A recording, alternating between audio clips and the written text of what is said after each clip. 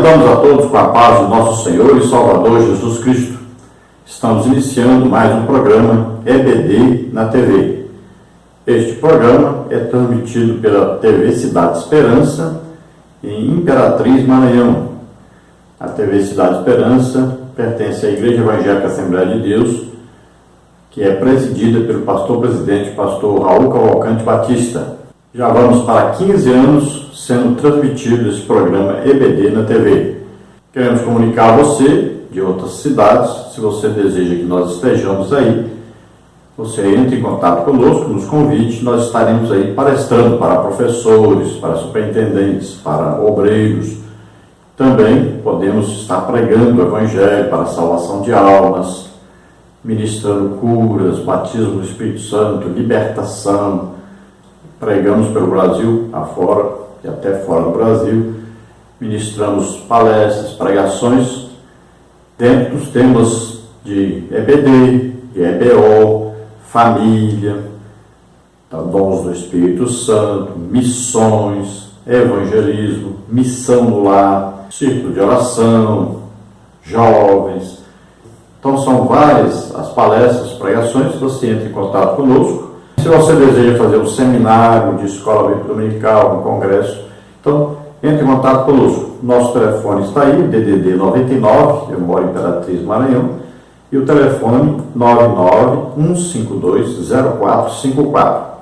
Esse telefone é da TIM, também o WhatsApp, Telegram. Então você entra em contato conosco, nós estaremos aí. Nosso e-mail é henriquelhas@hotmail.com. Nós estamos estudando neste trimestre, nas revistas da CPAD, com o tema Batalha Espiritual, o povo de Deus e a guerra contra as potestades do mal. O comentarista da CPAD deste trimestre é o pastor Ezequias Soares, que é pastor presidente ali em Jundiaí, São Paulo. Hoje estaremos estudando a lição de número 4, que tem por título Possessão Demoníaca e a Autoridade do Nome de Jesus. Então, dentro deste tema, pode surgir aí perguntas diversas, né? Algumas, por exemplo, esta cidade aí, que cidade é? É realmente cidade de Gadara? Existe essa cidade? Como é que era? Jesus estava dentro da cidade, fora da cidade? Essa cidade faz divisa com a Galileia? Essa cidade é perto do mar da Galileia?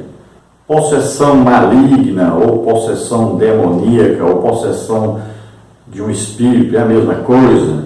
Onde é aí Decápolis? Gadara pertencia a Decápolis ou não? Quantos endemoniados estavam ali em Gadara quando Jesus chegou?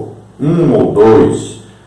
Se são 2, por que Marcos e Lucas só falam em 1?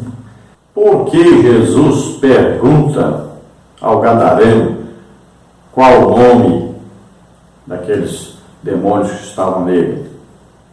Quem é mais importante, o animal ou o homem? Então, muita gente aí preocupada por causa dos porcos, né? Que morreram afogados. Hoje nós estamos vendo essa preocupação no mundo. Nós estamos vendo no Brasil, por exemplo, que quando alguém mata um cachorro, ele é pior do que alguém que matou uma outra pessoa. Será que os demônios também no Antigo Testamento eram chamados demônios? Será que o legítimo evangelho de nosso Senhor e Salvador Jesus Cristo, ele é pregado sempre expulsando demônios? Todas as vezes que se vai pregar o evangelho, o legítimo evangelho de Jesus Cristo, se vai preparado e na expectativa que vai realmente ali ser preciso expulsar um demônio? Será que Filipe, será que Paulo, Pedro também imitavam Jesus e expulsavam demônios? Jesus alguma vez disse para os seus discípulos e orientou-os a que expulsassem os demônios quando fossem divulgar a palavra de Deus? Será que um crente pode de repente vir a ficar possesso de demônios, ficar endemoniado? É possível, então, que esse crente esteja em pecado e permaneça em pecado e de repente possa evoluir para uma condição de possessão demoníaca? Será que alguém que não é evangélico pode expulsar demônio? E se ele está expulsando demônio, nós devemos proibir de fazer isto? Em qual época os demônios terão grande poder e serão aí usados por Satanás para fazerem coisas tremendas, milagres tremendos? Quando será isso? E quando alguém está possesso, esses demônios, ou será que um demônio ou os demônios que estão possuindo a pessoa, eles falam? Eles desejam falar? Eles podem falar? Por que será que muita gente não quer de jeito nenhum que os demônios falem? Será que se nós pegarmos aí um lenço nosso, algum objeto, alguma coisa, e mandar alguém levar até uma pessoa que está endemoniada, será que essa pessoa pode de repente ficar livre desse demônio? Será que é permitido pela Bíblia consultar um médium ou alguém que consulta aí espíritos, né, consulta demônios, ou consulta astros, ou tarô, ou cartas, ou horóscopo, né? Será que é permitido isso pela Bíblia? Então, todas essas perguntas e outras perguntas que você tem aí em mente, nós vamos procurar responder durante esta lição. O textual da nossa lição está em Lucas 10:17, que diz: E voltaram aos 70 com alegria, dizendo: Senhor, pelo teu nome, até os demônios se nos sujeitam.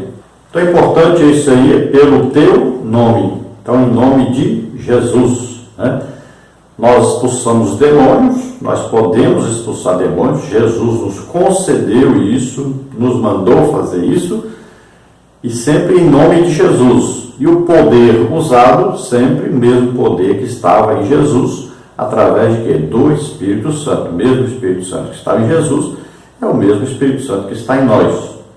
Então Jesus até disse para os judeus: se eu expulso demônios pelo poder do Espírito Santo, então é chegado a vós o reino de Deus. Veja bem, o poder do Espírito Santo que está em nós é que vai agir, e sempre a autoridade quem deu foi Jesus para fazer isso, expulsar os demônios.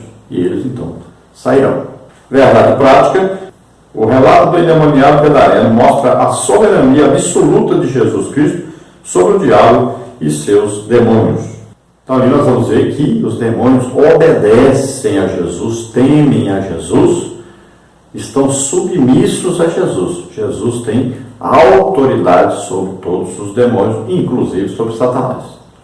A leitura bíblica em classe está em Marcos, capítulo 5, do versículo 2 ao versículo 13, que diz assim: E saindo ele do barco, lhe saiu logo ao seu encontro dos sepulcros um homem com espírito imundo, o qual tinha sua morada nos sepulcros, e nem ainda com cadeias o podia alguém prender. Porque, tendo sido muitas vezes preso com grilhões e cadeias, as cadeias foram por ele feitas em pedaços, e os grilhões em migalhas, e ninguém o podia amansar. E andava sempre de dia e de noite, clamando pelos montes e pelos sepulcros, e ferindo-se com pedras. E quando viu Jesus ao longe, correu e adorou-o. E clamando com grande voz, disse: Que tenho eu contigo, Jesus, Filho do Deus Altíssimo? Conjuro-te por Deus que não me atormentes. Porque ele dizia: Sai deste homem, espírito imundo. E perguntou-lhe: Qual é o teu nome? Ele respondeu, dizendo: Legião é o meu nome, porque somos muitos. E rogava-lhe muito que os não enviasse para fora daquela província. E andava ali pastando no monte uma grande manada de porcos. E todos aqueles demônios lhe rogaram, dizendo: Manda-nos para aqueles porcos, para que entremos neles. E Jesus logo lhe permitiu. E saindo aqueles espíritos imundos, entraram nos porcos, e a manada se precipitou por um despenhadeiro no mar. Eram quase 2.000, e afogou-se no mar. Então sabemos que Jesus, depois de passar por uma tormenta no mar, provavelmente, muito provavelmente, enviada pelo próprio Satanás, tanto é que Jesus deu ordem e a tormenta parou. Veja bem que a intenção de Jesus era passar por ali por Decápolis, onde estava a cidade de Gadara, e ali então, vindo dos sepulcros, 2 endemoniados, segundo Mateus relata, né? Já que Mateus estava presente no dia que aconteceu isso, ele podia dizer se era 1 ou 2 realmente. Então, realmente ali tinham 2 endemoniados, um se destacou, talvez pela sua grande violência, e andava nu nos cemitérios. Nós sabemos que pessoas que mexem com o espiritismo, muitas vezes, né, pegam os cemitérios aí, renda a pessoa, fígado, né, coração e tal, e gostam mesmo de cemitério, gostam mesmo de mortos. E este gostava de ficar nos cemitérios e corria por toda parte nu, prendia e quebrava as correntes, porque o endemoniado geralmente ele fica aí com o dobro, pelo menos, da força que ele tem normalmente. Não é porque é aumentada a força, é porque é diminuída a dor, ele não sente tanta dor, então ele pode empregar força maior. Então ele fica debaixo de um domínio, né, de um demônio ou vários demônios, como no caso do gadareno, que Jesus pergunta. Jesus não pergunta curioso ou querendo conversar com o demônio, mas ele pergunta para ensinar os discípulos que pode numa pessoa estar um demônio só ou vários demônios. E o caso daquele homem que tinha uma legião, aproximadamente aí 6.000 demônios que estavam naquele gadareno, quando Jesus expulsou os demônios dele. Então nós vamos ver que os demônios ficaram com medo de serem mandados para o abismo. O abismo era o lugar onde estavam já os piores demônios, os mais violentos demônios, que estão em prisão, se revoltaram contra Deus, estão em prisão. E nós sabemos que eles serão soltos durante a grande tribulação para trazer juízo, né, sobre os homens. E são espíritos malignos, valentes demais e muito violentos. Então, os demônios não queriam ir para lá. E pediram então a Jesus para serem mandados para os porcos. Ali havia uma criação de porcos, né, cerca aí de 2.000 porcos. Veja que Jesus não estava na cidade de Gadara, lá dentro da cidade habitada. Não vá pensar na cidade grande, as cidades antigamente, no tempo de Jesus, eram aí 100 casas, 200 casas no máximo, as cidades possuíam, como Nazaré, por exemplo, e Gadara, do outro lado do mar da Galileia, né? O mar da Galileia fazia divisão entre Decápolis, as 10 cidades, e uma dessas cidades, a principal cidade, era a cidade de Gadara. Você pode ver no mapa. Então, esta cidade tinha o seu território, né? Tinha as casinhas lá, mas tinha o seu território sem casas. E os porqueiros ali cuidavam dos porcos fora da cidade. Então, mais perto do mar. Nós vamos ver que Jesus viu que os porcos estavam o quê? Nos montes, sobre os montes, né? No despenhadeiro, já perto do mar. Então, Jesus desceu do mar e já encontrou com o gadareno vindo dos sepulcros. Sepulcros não é dentro da cidade, é fora da cidade também. Então Jesus encontra com o gadareno, perto do mar. E ali então, os demônios pedem para serem lançados sobre os porcos. Jesus permite, eles entram nos porcos, né? Então vamos dizer aí, se foi organizadinho, entrou em cada porco aí, entrou o quê? 3 demônios, né? São 2.000 porcos aí, então 6.000 demônios aí, vamos dizer que foi organizado assim, e os porcos pularam do despenhadeiro, né, porque o despenhadeiro é uma grande montanha na beira do mar. Então eles precipitaram-se de lá, caíram dentro do mar e se afogaram. Com isso, os demônios saíram dos gadarenos e automaticamente permaneceram na região. Vão procurar o quê? Procurar em quem entrar, perturbar a vida das pessoas, né? Satanás sempre quer matar, roubar e destruir, sempre quer tirar a imagem e semelhança do homem, de Deus. Ele quer, de toda maneira, impedir que as pessoas sejam salvas. Então veja só que os demônios pediram por 2 motivos.